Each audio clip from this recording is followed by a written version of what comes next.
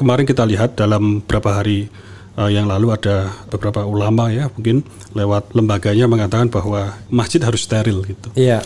Nah ini yang perlu dikaji, kenapa harus steril dari kegiatan politik gitu. Sekali lagi ini menurut saya kalau itu benar-benar nanti steril, pada akhirnya kita akan umat Islam tercerabut dari perjuangannya sendiri gitu loh. Jadi mereka itu ya tidak bisa membedakan antara politik dan provokasi.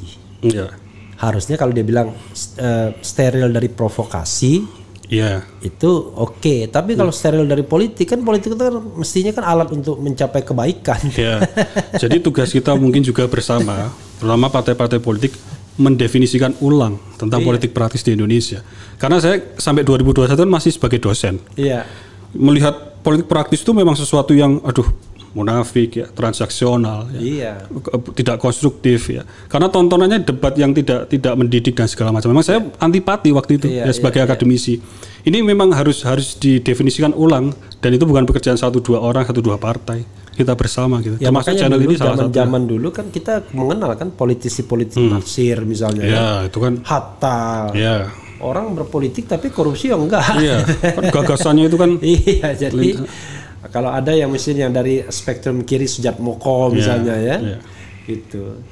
Jadi sekarang ini memang ada terkesan politik itu cari uang susahnya ya, cari uang, cari kekuasaan. Jadi tidak lagi memperjuangkan kebaikan umat ya, kebaikan umat ya, bukan kebaikan umat. Ya. Tapi ejaan lama di buku Pak Nasir M-nya 2 semua loh. Ada ejaan lama, ejaan baru umat. Barangkali itu untuk membedakan antara umat dan umat. Jadi memang kalau saya sendiri Mas Ridho ya, memang galau juga ya Bung Ridho ya. Galau dengan ketika orang dua hal sebenarnya ya.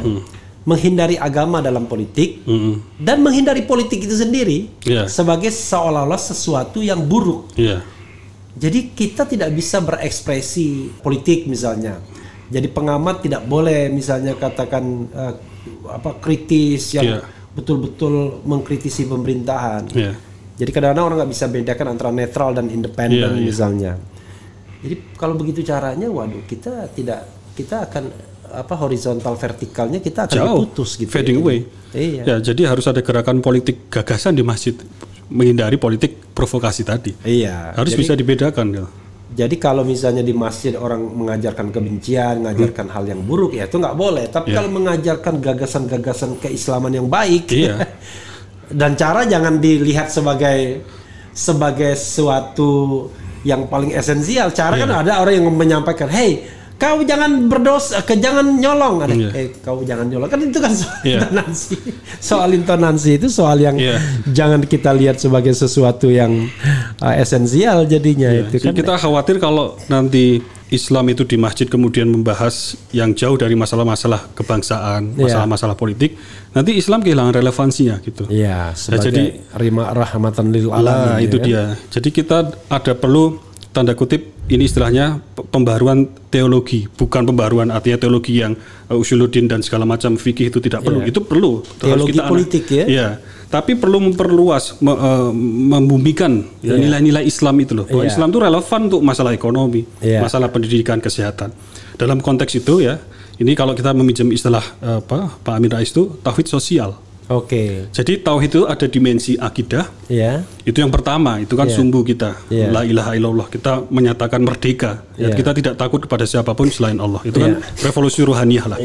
Nah, kemudian kalau di surat Ibrahim 24 itu alam taro kaifa dzaraballahu matsalan kalimatan thayyibah. Jadi ini loh, Allah memberi perumpamaan terhadap tauhid kalimat thayyibah tadi. Apa perumpamaannya? Seperti pohon. Pohon itu artinya bertumbuh. Dia akarnya menghujam ke bawah. Cabangnya kemudian menjulang ke langit dan pohon tersebut memberikan manfaat atau buah sepanjang masa. Ini jadi tauhid itu ada perwujudannya, ada konteks sosialnya, ada perjuangannya, gitu. Nah, jadi itu yang harusnya kita dialogkan, kita diskusikan sebagai dan umat itu Muslim. yang akan menjadi paling tidak mainstream perjuangan partai umat ya. Iya, insyaallah.